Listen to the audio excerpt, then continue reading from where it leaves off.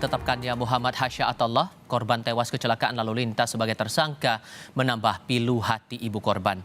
Polisi bilang ditetapkannya almarhum Muhammad Hasya sebagai tersangka karena korban lalai mengendarai sepeda motor.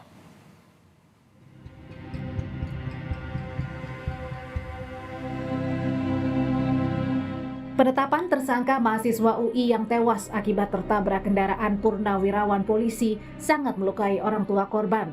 Eko Setiabudi, purnawirawan polisi yang kala itu membawa mobil dan menabrak almarhum, tidak bersalah karena tidak merampas hak jalan korban yang datang dari arah berlawanan.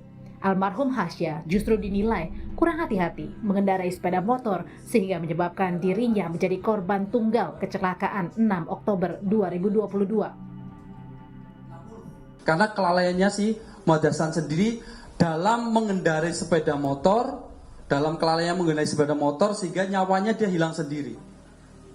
Itu. Jadi yang menghilangkan nyawa sendiri karena kelalaiannya dia sendiri, bukan kelalaiannya si Pak Eko. Ibu korban mempertanyakan kenapa anaknya jadi tersangka, padahal tewas tertabrak mobil purnawirawan polisi. Sebelum ditetapkan tersangka, Ibu Hasya bilang polisi mengupayakan damai kedua belah pihak, tapi ditolak keluarga korban. Ditetapkannya Hasya sebagai tersangka, buat kami itu adalah kesimpulan kedua buat kami sebagai orang tua dan keluarga. Pertama, anak kami sudah hilang nyawa, meninggal saat kejadian kecelakaan itu. Kedua, ditetapkannya anak kami sebagai tersangka itu adalah sebagai tikaman buat kami. Terduga penabrak ini untuk melakukan mediasi atau pertemuan? Iya, dari Sudah ada? polisi mengusahakan supaya kami berdamai. Lalu setelah beberapa kali pertemuan apa hasilnya? Deadlock. Kini kasusnya telah dihentikan penyidikannya oleh polisi karena kadaluarsa tidak cukup bukti dan tersangka meninggal dunia. Tim Liputan, Kompas TV. Lalu sejauh mana Kompolnas menyikapi penetapan tersangka Muhammad Hasya yang meninggal akibat tertabrak kendaraan purnawirawan polisi pada 6 Oktober 2022? Kami tanyakan ke anggota Kompolnas Yusuf Warsim dan kuasa hukum keluarga korban Rian Hidayat. Pak Yusuf, Mas Rian apa kabar? Alhamdulillah, salam sehat Mas Difan. Terima kasih sudah bergabung bersama kami. Saya mulai dulu dengan Pak Yusuf. Alasan dari Dirlantas soal penetapan tersangka terhadap Hasya ini sudah tepat atau belum menurut Kompolnas? Pertama tentu kami berbelasungkawa innalillahi wa inna ilaihi rajiun atas wafatnya Hasya dalam kecelakaan beberapa waktu lalu. Nah, terkait dengan yang dilakukan Dirlantas Polda Metro Jaya soal proses penegakan hukum ya, penyelidikan dan penyidikan, hari ini kami telah melakukan koordinasi dalam rangka pemantauan, supervisi.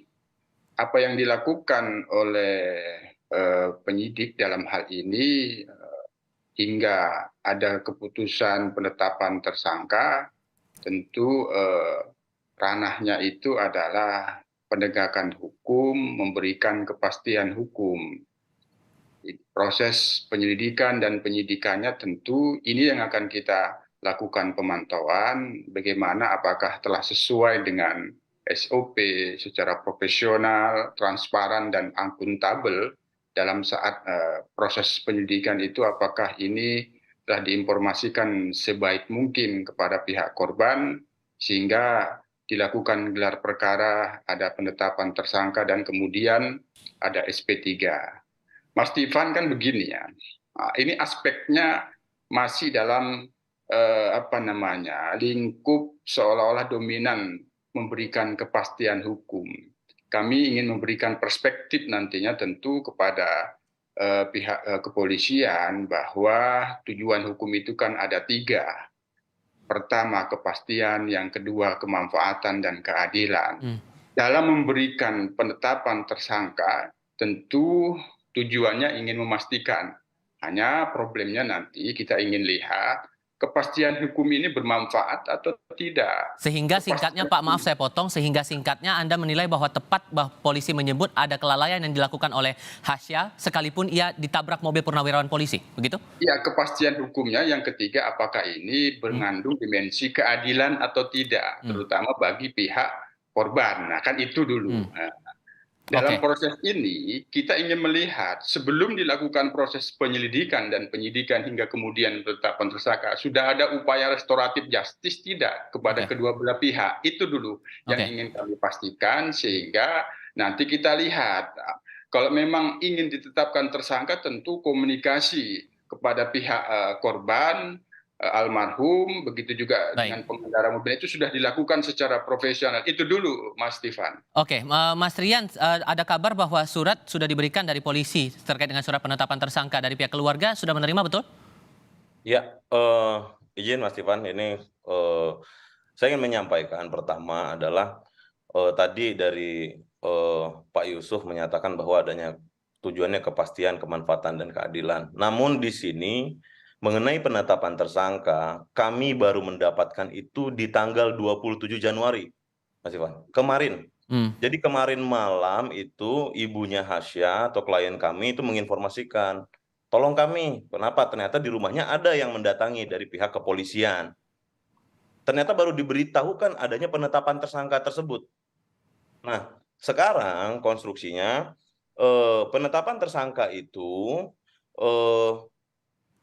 baru dilakukan itu kalau tidak salah sekitar di tanggal 6 Januari, Mas Ivan. Jadi artinya ketika ada berkas di 6 Januari, kita baru menerima tanggal 27 Januari, di mana itu setelah konferensi pers. Jadi penetapan itu baru kita dapatkan setelah itu. Nah, singkatnya, pada tanggal 17 Januari kita mendapatkan surat perkembangan hasil penyelidikan, itu kita tidak pernah mendapatkan surat perintah dimulainya penyidikan. Bahkan di hari yang sama, kita baru mengetahui adanya SP3. Artinya ibaratnya adalah baru tahu ada perkara disidik, tiba-tiba di SP3 kan. Ini kan secara kepastian sudah kita jadi bingung gitu kan. Seperti itu. Sampai selama itu menerima surat dari polisi, Anda mengindikasikan ini ada apa ya? Ya, artinya pertanyaan pertama dari kami, pertama dari sisi kepastian tadi, artinya ini patut kita pertanyakan lah seperti itu ya. Nah, yang kedua adalah kita perlu melihat secara substansi ini. Secara substansi kita kan lihat pada pasal 310 ayat 4 Undang-Undang Lalu Lintas. Ya kan? Karena di sini yang fokusnya adalah yang mengakibatkan adanya pihak yang meninggal, ya kan? Artinya delik ini kan ada dua nih, ada yang untuk pelaku, ada yang orang korban yang meninggal. Kok bisa korban yang meninggal terkena menjadi tersangka? Singkatnya Pak, penetapan tersangka tadi di tanggal 6 Januari. Padahal korban meninggal 6 Oktober gitu kan. Boleh langsung direspon Pak Yusuf, ini prosedur yang dipertanyakan oleh pihak keluarga. Inilah yang harus kita lakukan supervisi ke penyidik. Sementara ini kami masih koordinasi, kami akan lihat bagaimana prosesnya. Yang pasti sebagaimana yang saya kemukakan tadi, kita melihat sementara ini kepentingan penyidik ini ingin memberikan kepastian. Hanya kepastiannya punya manfaat dan keadilan atau tidak, karena korban sudah meninggal gitu, sekaligus ditetapkan sebagai tersangka, kan itu. Nah, dari pihak keluarga tentu kami juga sudah mengumpulkan beberapa informasi yang beredar, baik itu di media sosial maupun di media konvensional. Tentu kalau ini posisinya katakanlah kepastian hukumnya kedua belah pihak. Nah, yang dianggap pengendara mobil itu juga ditetapkan sebagai tersangka, tentu posisinya kan tidak seperti ini. Tapi sekali lagi Mas Ivan, dalam memberikan kepastian hukum ini kan ada proses penyelidikan dan penyidikannya. Apakah ini sesuai dengan SOP, dilakukan secara profesional, transparan, dan akuntabel? Ini harus kami pastikan, kami pantau. Kalau dari informasi Mas Rian tadi kan seolah-olah ini tiba-tiba sudah meninggal bulan Oktober, penetapan tersangkanya tanggal 6 Januari, informasi penetapan tersangka itu tanggal 27 Januari, terus kemudian ada informasi SP3. Nah, proses ini yang akan kita lihat dalam proses ini, apakah penyidik melakukan restoratif justice tidak kepada kedua belah pihak, sehingga tidak perlu kalau ini dilakukan restoratif justice kemudian ada penetapan tersangka. Apa manfaat dan keadilannya? Ini Mas Tivan yang akan kami pantau. Hal lain yang juga menjadi sorotan di sini adalah masalah ibu korban bilang ada upaya mediasi, tapi kemudian ditolak. Menurut Anda Pak Yusuf, apakah ini mengindikasikan bahwa terduga pelaku salah? Tentu sekali lagi soal salah dan tidak itu kan yang dilakukan penyidik pada saat ini kan memberikan kepastian hukum karena ada proses penyelidikan dan penyidikan, tentu harus ada hasilnya. Hanya sekali lagi Mas Tivan, kepastian hukum yang diberikan itu punya manfaat dan keadilan atau tidak, sehingga ketika ditetapkan tersangka pihak korban itu tidak bisa menerima, sudah korban kok ditetapkan tersangka kan itu. Nah, proses perdamaian dalam artian restoratif justice ini, apakah sebelumnya telah dilakukan sebelum ada penetapan tersangka atau tidak? Ini yang akan kami lihat dan kami pantau, sehingga tentu nanti kami akan memberikan beberapa rekomendasi kaitannya dengan kepastian hukum, adanya tersangka, apakah itu punya manfaat bagi keluarga korban, sementara ini kan menciderai, itu yang kita lihat, Mas Tivan. Kalau kemudian mediasi ditolak nih Mas Rian, emang langkah apa lagi yang diinginkan berikutnya? Masalah penetapan tersangka cukup tidak menurut Anda? Jadi begini Mas Tivan, pertama yang perlu kita garis bawahi adalah kita menuntut keadilan, ya kan? Keadilan sebagaimana transparansi juga dan juga penegakan tersebut sesuai dengan koridor-koridor hukum yang ada. Kalau SPDP-nya diinformasikan, tapi kami belum mendapatkan nih SPDP-nya. Di tanggal 2 Desember, berdasarkan putusan Mahkamah Konstitusi nomor 130 tahun 2015, itu harusnya 7 hari diberikan. Tapi kami sampai sekarang tidak menerima. Penetapan tersangka kami juga baru diinformasikan kemarin setelah konferensi pers di tanggal 27 Januari. Dan itu pun klien kami yang menginformasikan, tolong kami, ada yang datang. Ternyata diinformasikan ada penetapan tersangka di tanggal 6 Januari. Yang mana meninggalnya tersebut di bulan Oktober. Ini kan artinya menurut kita prosedurnya tidak sesuai seperti itu kan. Nah, oleh karena itu kami di sini selaku kuasa hukum keluarga korban meminta agar proses ini dijalankan sesuai dengan prosedur yang berlaku, transparan, agar kita mencapai keadilan. Biarkan pengadilan yang menilai yang mana yang salah. Ya kan? Bagaimana kesalahan tersebut? Jangan SP3 tersebut tiba-tiba ada korban meninggal di stop, ya kan? Yang mana tadi menurut saya pasal 310 ayat 4 ini sudah membedakan ya antara pelaku dan korban seperti itu kan. Itu. Sebentar.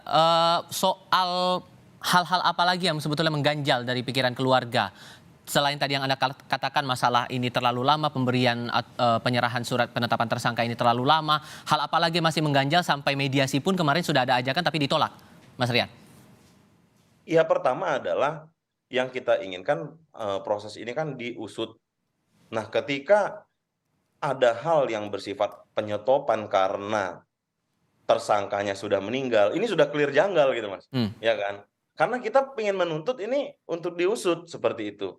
Nah, selain itu juga tadi kita bicara balik lagi ke dalam penetapan tersangka. Kok bisa penetapan tersangka diberikan setelah konferensi pers tanggal 27 Januari 2023 seperti itu. Yang mana dibuatnya infonya tertulis 6 Januari padahal korban meninggal di bulan 6 Oktober seperti itu. Nah, ini kita benar-benar sampai sekarang kita meminta intinya kepada proses hukum ini untuk diusut secara tuntas sesuai dengan prosedur yang berlaku agar kita mendapatkan keadilan seperti itu dan transparan. Itu aja Pak yang kita inginkan. Mudah-mudahan hukum di Indonesia dapat memberikan hal itu kepada masyarakat yang masih mengais keadilan. Terima kasih. Baik, Mas Rian mewakili keluarga korban, terima kasih. Pak Yusuf mewakili Kompolnas juga terima kasih sudah berbincang bersama kami di Kompas Petang kali ini. Sehat selalu untuk Anda berdua. Terima kasih Pak Yusuf.